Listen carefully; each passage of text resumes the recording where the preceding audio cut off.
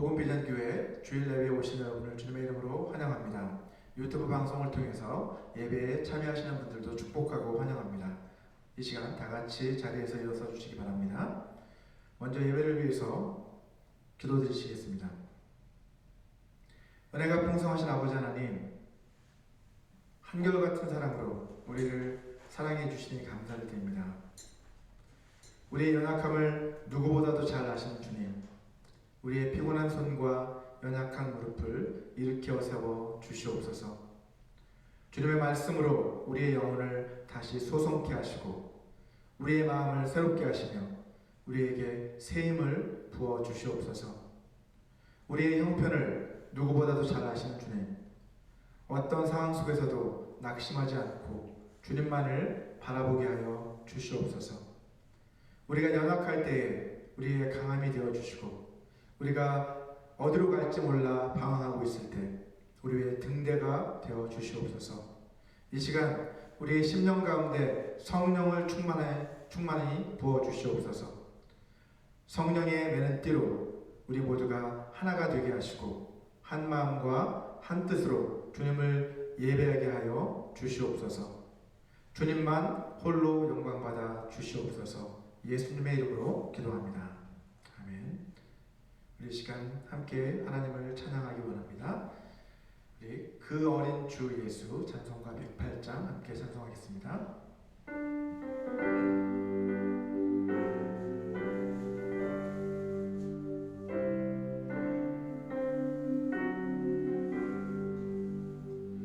그 어린 주 예수 늘 자리 없어 그 귀하신 몸이 부유해 있네.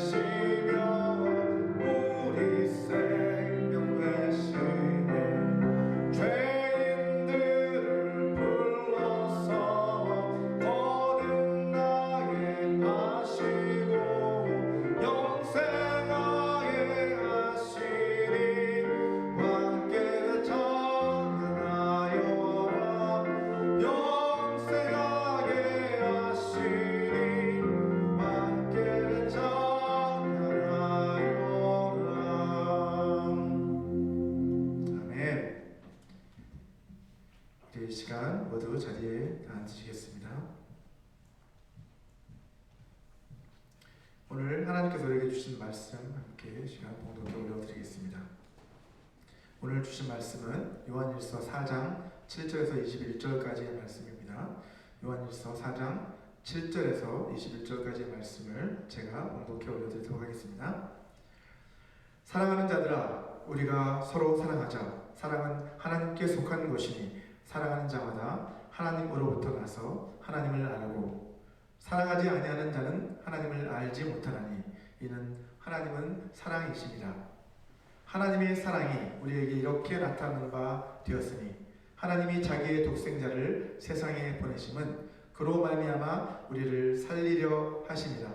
사랑은 여기에 있으니 우리가 하나님을 사랑한 것이 아니요 하나님이 우리를 사랑하사 우리 죄를 속하기 위하여 화목제물로 그 아들을 보내셨습니다. 사랑하는 자들아, 하나님이 이같이 우리를 사랑하셨은즉 우리도 서로 사랑하는 것이 마땅하도다. 어느 때나 하나님을 본 사람이 없으되 만일 우리가 서로 사랑하면 하나님이 우리 안에 거하시고 그의 사랑이 우리 안에 온전히 이루어지느니라. 그의 성령을 우리에게 주심으로 우리가 그 안에 거하고 그가 우리 안에 거하시는 줄을 아느니라. 아버지가 아들을 세상의 구주로 보내신 것을 우리가 보았고 또 증언하노니 누구든지 예수를 하나님의 아들이라 시인하면 하나님이 그의 안에 거하시고 그도 하나님 안에 거하시느니라. 하나님이 우리를 사랑하시는 사랑을 우리가 알고 믿었노니 하나님은 사랑이시라. 사랑 안에 거하는 자는 하나님 안에 거하고 하나님도 그의 안에 거하시느니라. 이로써 사랑이 우리에게 온전히 이루어진 것은 우리로 심판날에 담대함을 가지게 하려 함이니 주께서 그러하신 것 같이 우리도 이 세상에서 그러하니라. 사랑 안에 두려움이 없고 온전한 사랑이 두려움을 내쫓나니 두려움에는 형벌이 있음이라. 두려워하는 자는 사랑 안에서 온전히 이루지 못하였느니라. 우리가 사랑하면 그가 먼저 우리를 사랑하셨습니다. 누구든지 하나님을 사랑하노라 하고 그 형제를 미워하면 이는 거짓말하는 자니 보는 바 그 형제를 사랑하지 아니하는 자는 보지 못하는 바 하나님을 사랑할 수 없느니라. 우리가 이 계명을 주께 받았나니 하나님을 사랑하는 자는 또한 그 형제를 사랑할지니라. 아멘. 전 세계적으로 흥행했던 나니아 연대기라는 영화 시리즈의 원작자로 더 많이 알려져 있는 20세기 저명한 기독교 변증가이자 작가였던 C.S. 루이스의 저서 가운데서 네 가지 사랑이라는 책이 있습니다. 그 제목이 말해주는 것처럼 그는 이 책에서 네 가지 사랑에 대해서 이야기하고 있습니다.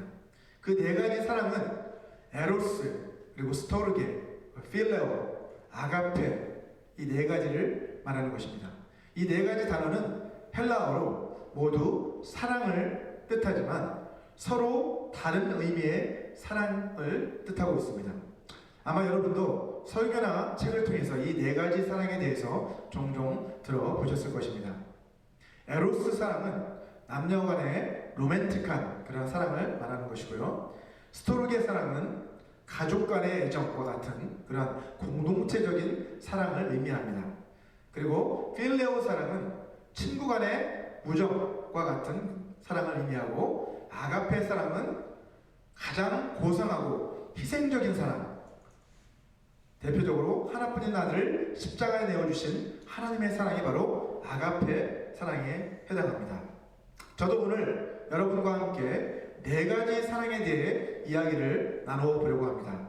하지만 제가 여러분과 함께 나눠보려고 하는 이 네 가지 사랑은 C.S. 루이스가 말한 이 네 가지 사랑이 아니라 성경에서 말하고 있는 네 가지 사랑을 여러분과 함께 나눠보려고 합니다.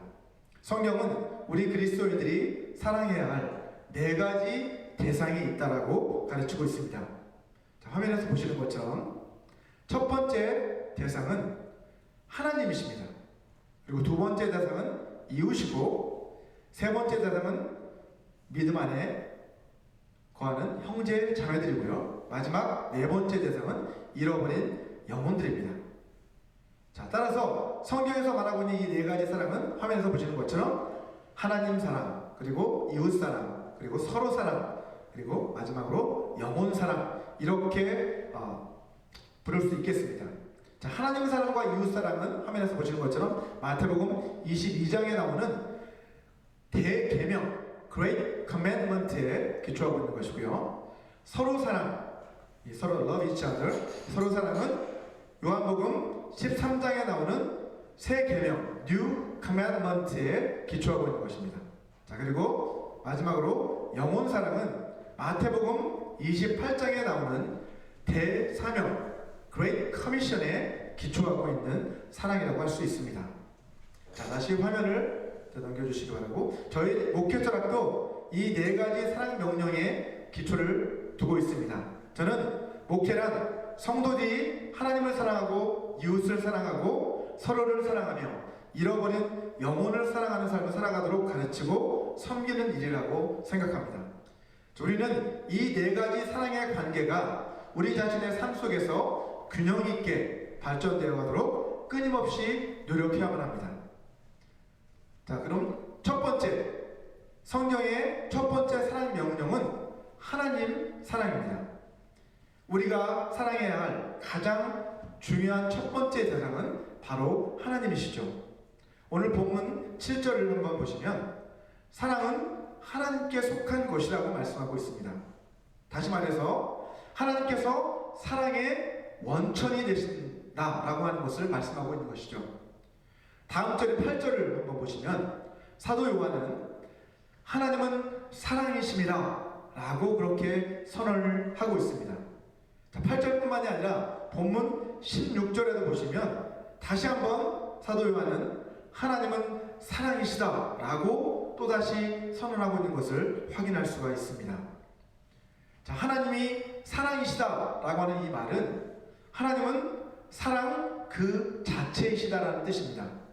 그리고 하나님은 사랑 그 자체이시기 때문에 동시에 사랑의 원천, 소스가 되시는 것이죠. 자, 우리 인간은 처음부터 하나님의 사랑을 받는 존재로 창조되었습니다.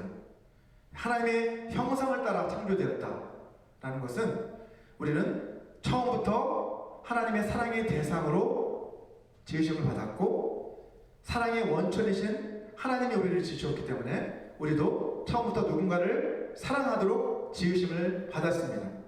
자, 우리가 하나님의 형상을 따라 창조되었던 말에는 이 두 가지 모두가 다 포함이 되어 있다는 것이죠. 아마도 성경에서 가장 유명한 구절을 꼽으라고 한다면 대부분의 그리스도인들이 다 암송하고 있고 심지어 믿지 않는 사람들조차도 알고 있는 요한복음 3장 16절 말씀을 꼽을 수 있습니다. 우리 같이 한번 읽어볼까요? 요한복음 3장 16절 하나님이 세상을 이처럼 사랑하사 독생자를 주셨으니 이는 그를 믿는 자마다 멸망하지 않고 영생을 얻게 하려 하심이라. 아멘. 이 구절에서 사도 요한은 하나님이 세상을 사랑하시되 어느 정도까지 사랑하셨느냐, 멸망을 당할 수밖에 없었던 죄인들인 우리들을 위해서 하나뿐인 아들을 십자가에 내어주실 만큼 그만큼 우리를 사랑하셨다라고 그렇게 말씀하고 있습니다.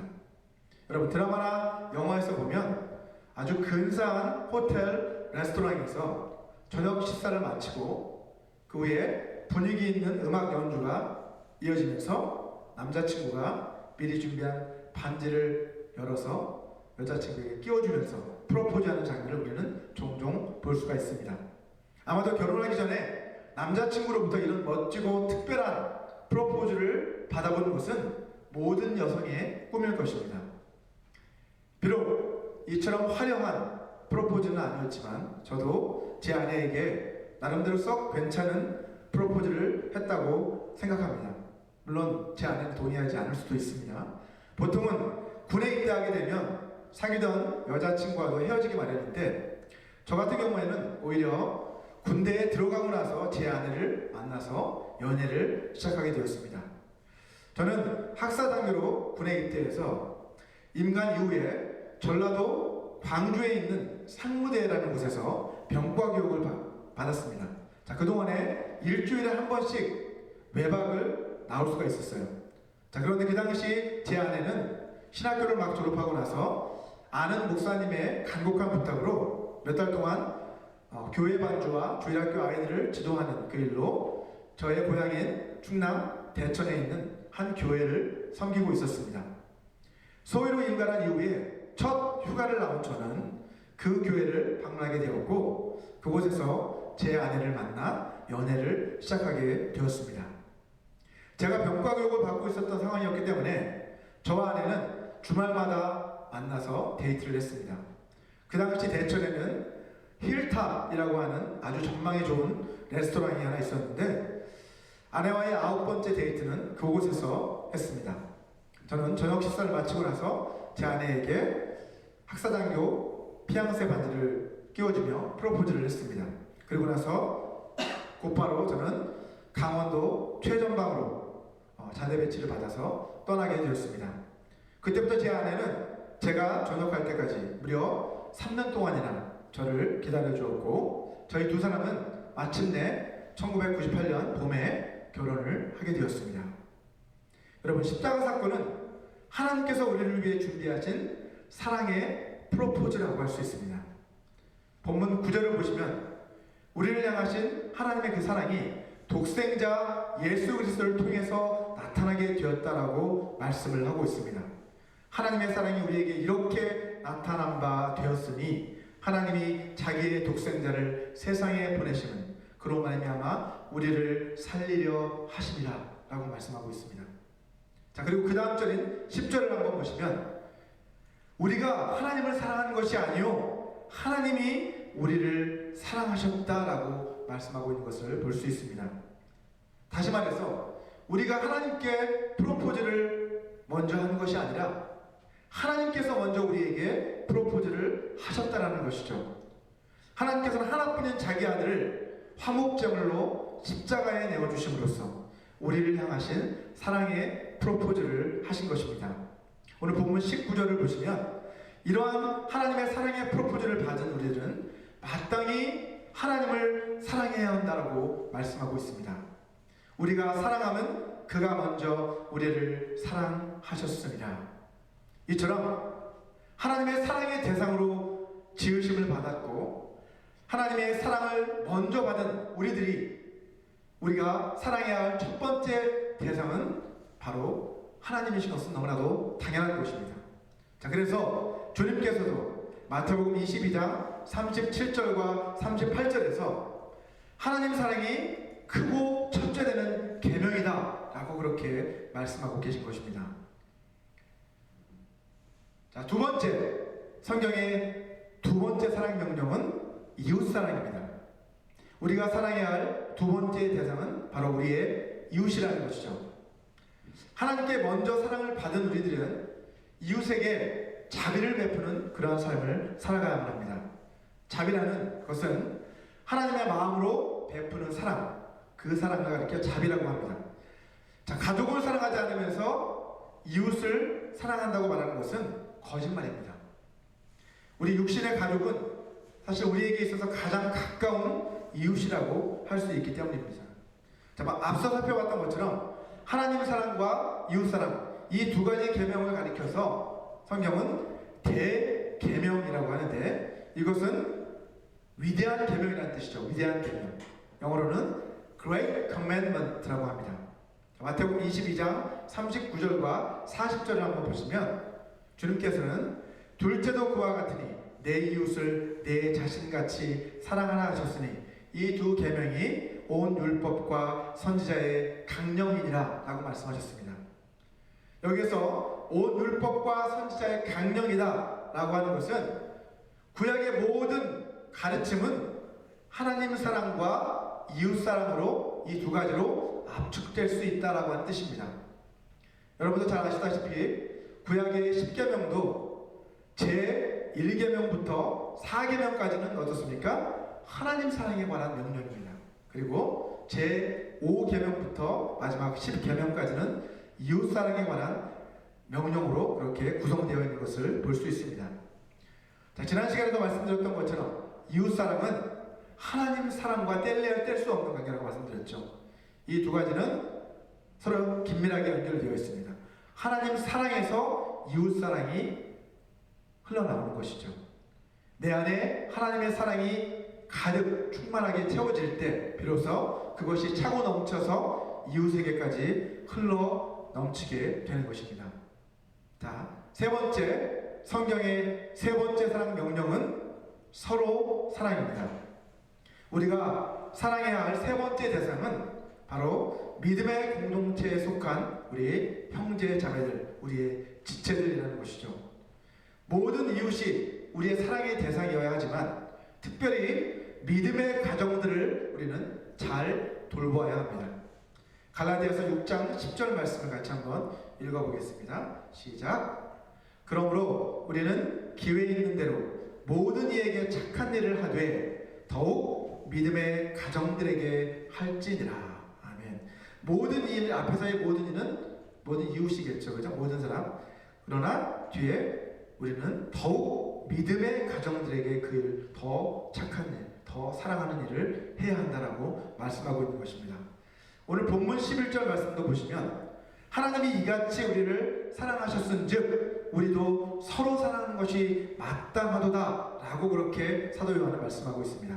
이것은 주님께서 십자가에 달려 돌아가시기 직전에 제자들에게 주셨던 새 계명에 기초한 것이라고 말씀드렸습니다.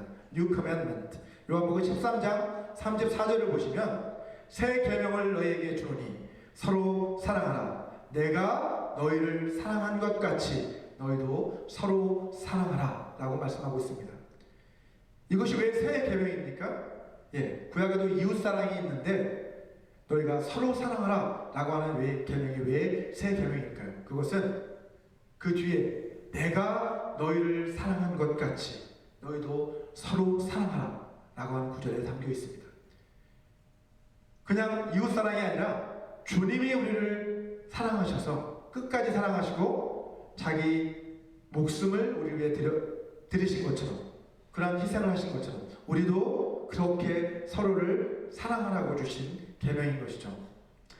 본문 12절을 한번 보시면 만일 우리가 서로 사랑하면 하나님이 우리 안에 거하시고 그의 사랑이 우리 안에 온전히 이루어진다라고 또한 말씀하고 있습니다. 아무도 하나님을 본 사람은 없지만 하나님을 믿는 우리가 서로 사랑하는 그 모습을 통해서 하나님의 살아계심이 증거될 수 있고 하나님의 영광이 드러나게 된다는 것입니다. 자, 여기에서 그의 사랑이 우리 안에 온전히 이루어진다 라고 하는 이 표현은 우리가 서로 사랑하게 되는 것, 그것이 하나님이 우리를 사랑하신 궁극적인 목적이 된다는 뜻입니다. 그것으로 완성이 된다는 것이죠. 하나님이 우리를 사랑하시는 그 궁극적 목적은 우리로 서로 사랑하게 하시기 위함이다 라는 뜻입니다.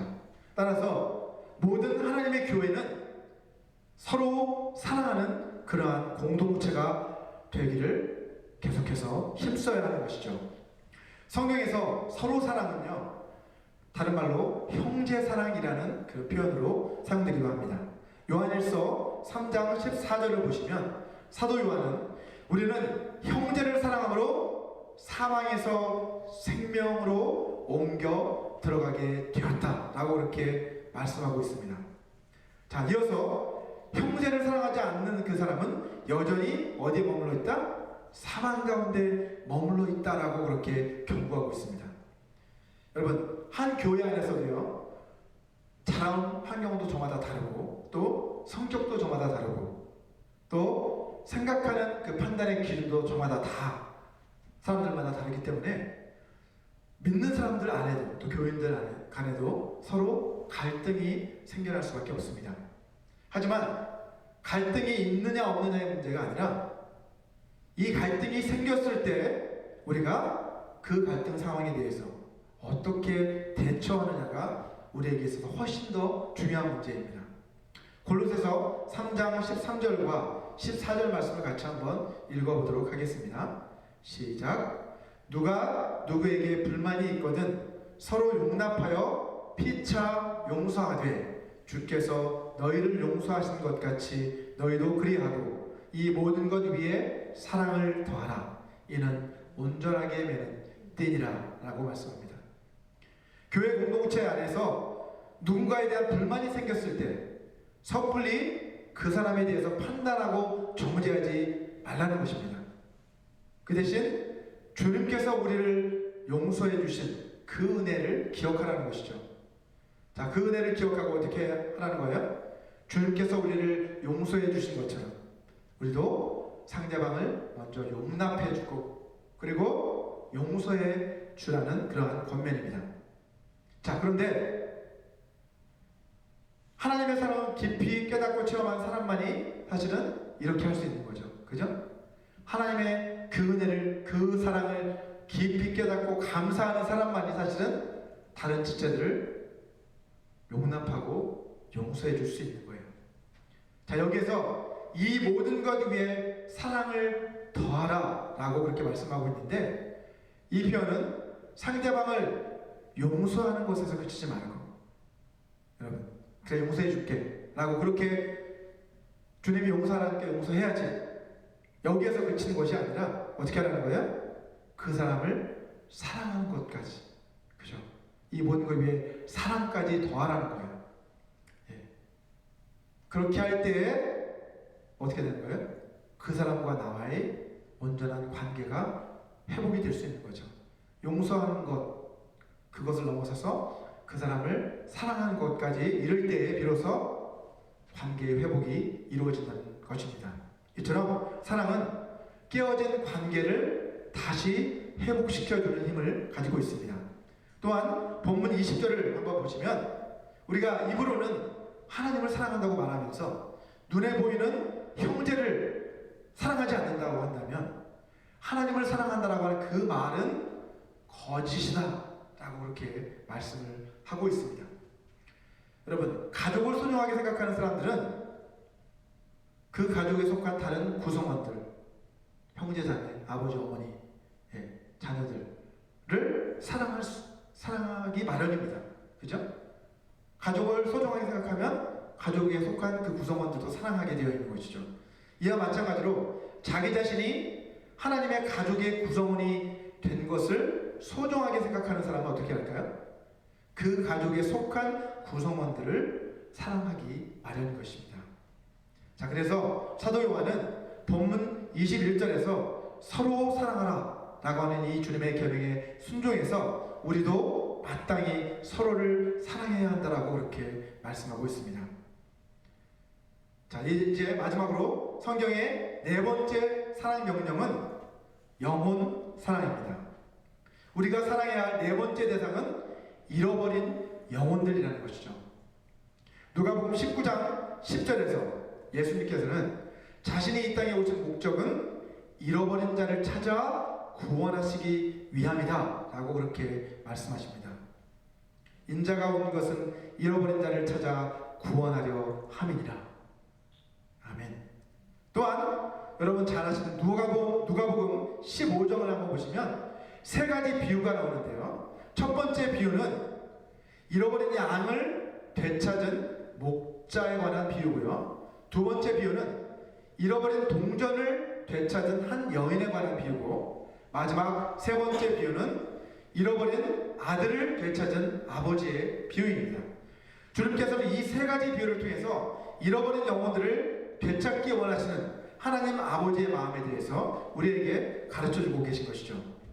자, 이처럼 하나님께서는 단 한 사람도 잃어버리지 않고 모두가 다 구원에 이르기를 원하시는 분이시라고 디모데전서 2장 4절은 말씀하고 있습니다. 같이 한번 읽어볼까요? 시작. 하나님은 모든 사람이 구원을 받으며 진리를 아는 데에 이르기를 원하시느니라. 아멘. 그것이 하나님 아버지의 마음입니다. 예수님께서는 이러한 하나님 아버지의 마음을 너무나도 잘 아시고 그 아버지의 뜻에 순종하셔서 모든 사람의 죄를 대속하시기 위해 속죄의 제물이 되시기 위해 우리 가운데 오신 것입니다. 자, 그래서 사도 바울은 빌립보서 2장 5절에서 이렇게 말씀합니다. 너희 안에 이 마음을 품으라 곧 그리스도 예수의 마음이니 라고 그렇게 우리를 향해 권고하고 있습니다. 우리가 품어야 할 그 마음, 그것은 그리스도 예수의 마음이라는 것인데, 그 마음은 어떤 마음입니까? 아무도 잃어버리지 않고 모두가 구원에 이르기를 원하시는 그 아버지의 마음, 그 아버지의 뜻에 순종하는 마음이 바로 그리스도 예수의 마음입니다. 그 마음을 우리가 품으라는 것이죠. 그래서 우리 주님께서는요, 부활 승천하시기 직전에 제자들을 향해서 온 세상에 복음을 전파하고 모든 민족을 제자 삼으라 라고 그렇게 사명을 주신 것이죠. 이것을 가리켜서 대사명이라고 합니다. 위대한 사명이라는 뜻이죠. 영어로는 Great Commission이라고 합니다. 우리 마태복음 28장 19절과 20절 말씀도 같이 한번 읽어보도록 하겠습니다. 같이 읽겠습니다. 시작. 그러므로 너희는 가서 모든 민족을 제자로 삼아 아버지와 아들과 성령의 이름으로 침례를 베풀고 내가 너희에게 분부한 모든 것을 가르쳐 지키게 하라. 볼지어다 내가 세상 끝날까지 너희와 항상 함께 있으리라 하시니라. 아멘. 하지만 이 사명은 우리의 노력만으로는 결코 이룰 수 없는 사명입니다. 그래서 주님께서는 20절 앞에 20절에서 우리가 그처럼 위대한 사명을 완수할 수 있도록 어떻게 하시는 거예요? 우리와 늘 함께 하시겠다. 세상 끝날까지 함께 하겠다라고 그렇게 약속하신 것입니다. 사실 성경에는요, 이 영혼사랑이라는 표현이 나오지 않습니다. 대신에 성경은 뭐라고 말씀하냐면 원수를 사랑하라 라고 그렇게 말씀하고 있어요. 마태복음 5장 43절과 44절 말씀을 같이 한번 읽어보겠습니다. 시작. 또 내 이웃을 사랑하고 내 원수를 미워하라 하였다는 것을 너희가 들었으나 나는 너희에게 이르노니 너희 원수를 사랑하며 너희를 박해하는 자를 위하여 기도하라 라고 말씀합니다. 영혼사랑과 원수사랑은 서로 다른 것이라고 우리가 생각하기 쉽지만 사실은 같은 것입니다. 앞서 말씀드린 것처럼 영혼사랑이란 어떤 것을 의미합니까? 잃어버린 영혼, 그죠? 잃어버린 영혼들을 향한 그 사랑을 뜻하는 거예요. 우리도 예수님을 믿고 아버지 하나님의 그 품으로 돌아오기 전까지는 어떤 사람이었습니까? 모두 잃어버린 영혼들이었어요. 자, 그런데 골로새서 1장 21절을 한번 보시면 사도 바울은 이 골로새 교회의 성도들을 가리켜서 어떻게 표현하냐면 전에 악한 행실로 멀리 떠나 마음으로 원수되었던 너희라고 그렇게 표현하고 있는 것을 볼 수 있습니다. 골로새서 1장 21절이죠. 자, 아담의 불순종으로 말미암아 우리 모두는 하나님의 원수인 마귀의 종이 되고 말았습니다. 하나님께 속하지 않은 사람, 그 사람들은 다 마귀에게 속한 사람들인데 그렇기 때문에 다 그런 사람들은 하나님의 원수로 살아갈 수밖에 없는 것이죠. 하지만 에베소서 2장 14절에서 바울은 예수 그리스도께서 우리의 화평이 되셔서 원수된 것, 곧 하나님과 우리 사이를 가로막고 있던 죄의 담을 허무셨다라고 그렇게 말씀하고 있습니다. 하나님과 우리는 죄로 인해 원수의 관계로 변했지만 예수 그리스도께서 그 중간에 그 막힌 죄의 담을 허무셨기 때문에 우리는 다시 하나님과 화목할 수 있게 되었다는 것입니다. 자, 이어서 16절, 에베소서 2장 16절을 보시면 예수 그리스도의 그 십자가 구속 사건을 통해서 하나님과 원수되었던 우리가 다시 하나님과 화목하게 되었다라고 그렇게 말씀하고 있습니다. 우리는 전에 원수였지만, 하나님의 원수였지만 이제 예수님의 그 십자가 사건을 통해서 우리는 다시 하나님의 원수에서 이제 하나님의 가족으로 변화되게 되었다는 것이죠. 이처럼 하나님 아버지의 품으로 돌아오기 전까지 우리 모두는 잃어버린 영혼들이고, 다시 말해서 하나님과 원수된 사람들이었다는 것을 성경은 말씀하고 있습니다. 사실 원수라는 말 그대로는 어떤 뜻입니까? 원수는 원수죠. 가장 미워하는 대상이죠. 자, 근데 어떻게 우리가 그 가장 미워하는 그 원수를 사랑할 수 있겠습니까? 말 자체는 말이 안 되죠. 원수를 미워하는 사람한테 어떻게 사랑하라고 합니까? 말이 안 되잖아요. 원수를 사랑하라 라고 하는 것은 사실 그런 의미에서 우리의 노력으로는 절대로 할 수 없는 불가능한 일입니다. 로마서 5장 5절을 한번 보시면 이것은 성령께서 우리 마음속에 충만히 임하셔서 하나님의 사랑을 우리 가운데 가득 채워주실 때 비로소 우리는 원수를 사랑할 수 있게 된다는 것을 이 말씀을 통해 알 수 있습니다. 우리의 감정이나 노력으로는 안 되지만 성령께서 우리를 사로잡으셔서 우리 안에 하나님의 그 사랑을 충만하게 깨닫게 해주시면 그 사랑의 힘을 가지고 원수조차 사랑할 수 있다는 것이죠. 나 자신도 전에는 하나님의 원수였고 하나님의 심판을 피할 수 없는 그런 죄인이었지만 하나뿐인 아들을 십자가에 내어주신 그 하나님의 큰 사랑으로 말미암아 하나님의 자녀가 되는 그 놀라운 특권을 내가 누리게 되었다라는 것을 깊이 깨닫고 나서 감사할 수 있는 그런 사람이라면 우리는 마땅히 잃어버린 그 영혼들, 하나님과 원수된 그 사람들을 마땅히 사랑해야만 하는 것입니다. 여러분, 복음은 세상을 향한 하나님의 사랑의 고백입니다. 하나님의 사랑을 먼저 체험한 우리들에게 하나님께서는 그 소식을 온천에 다니며 선포하는 그 사명을 우리에게 맡겨주셨습니다. 오늘 우리는 아무도 잃어버리지 않기를 원하시는 그 아버지의 그 마음을 우리가 알고 깨닫고 그 마음을 품고 또 주님이 우리에게 맡기신 이러한 대사명을 계속해서 감당해 나가야만 합니다. 그것이 바로 우리가 이 땅에서 감당해야 할 사명입니다. 오늘 말씀을 통해서 하나님께서는 우리에게 4가지 사랑의 명령을 주셨다고 말씀을 드렸습니다. 저 여러분 모두가 이 4가지 사랑의 명령, 곧 하나님 사랑, 이웃 사랑, 서로 사랑, 영혼 사랑, 이 4가지 사랑을 날마다 실천하는 삶을 살아가게 되시기를 주님의 이름으로 축원합니다. 우리 이 시간 오늘 주신 이 메시지를 생각하시면서 잠시 눈을 감고 함께 합심하여 기도하는 시간을 갖기 원합니다. 시간 기도하실 때 성령을 통해서 우리 마음 가운데 하나님의 사랑을 가득 부어달라고 우리 같이 기도했으면 좋겠습니다.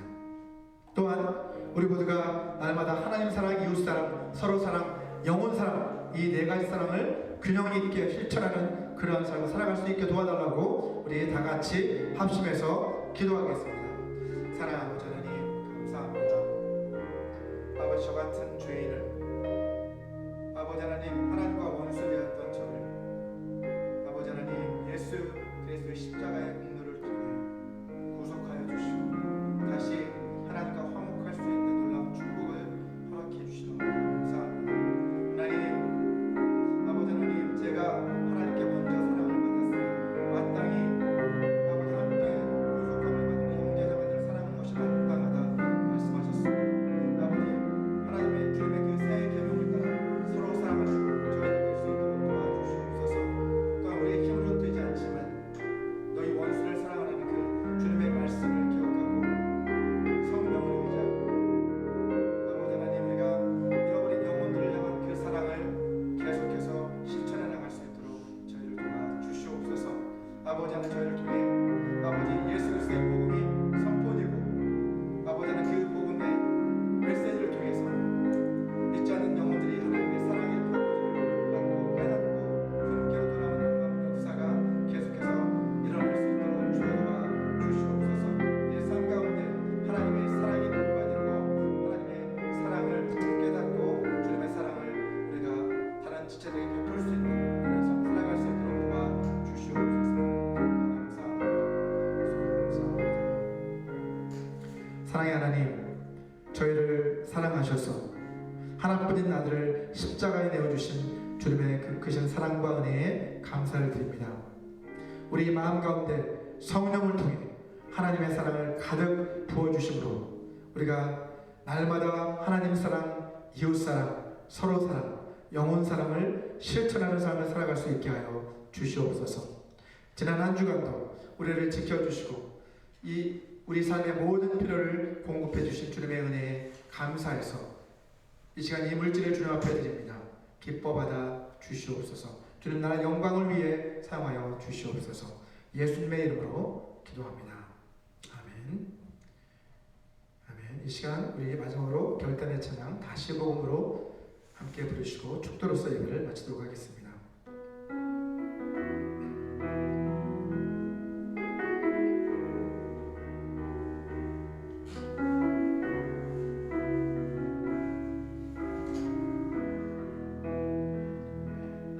하나님 독생자 예수 그리스도 그분만이 오직 길과 진리 생명이라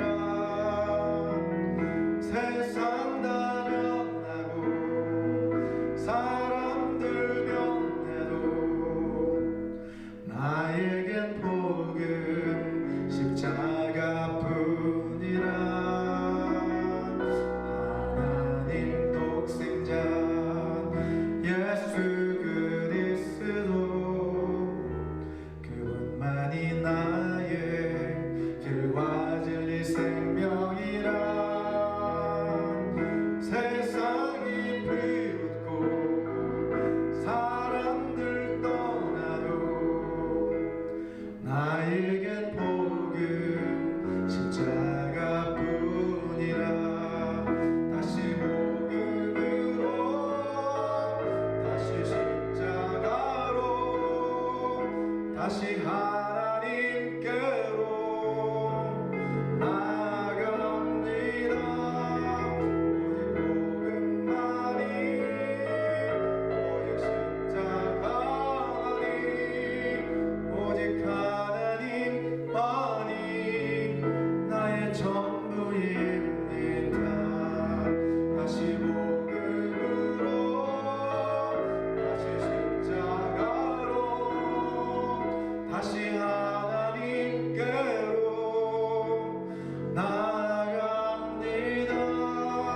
오직 복음만이 오직 십자가만이 오직 하나님만이 나의 전부입니다. 오직 하나님만이 나의 전부입니다.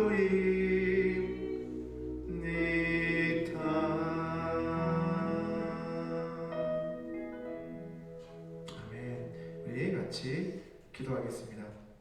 지금은 주 예수 그리스도의 은혜와 하나님의 사랑과 성령 하나님의 교통하심이 날마다 하나님 사랑, 이웃 사랑, 서로 사랑, 영혼 사랑을 실천하는 삶을 살아가기로 결단하는 모든 사람들에게 영원히 함께 하시기를 간절히 축원하옵나이다.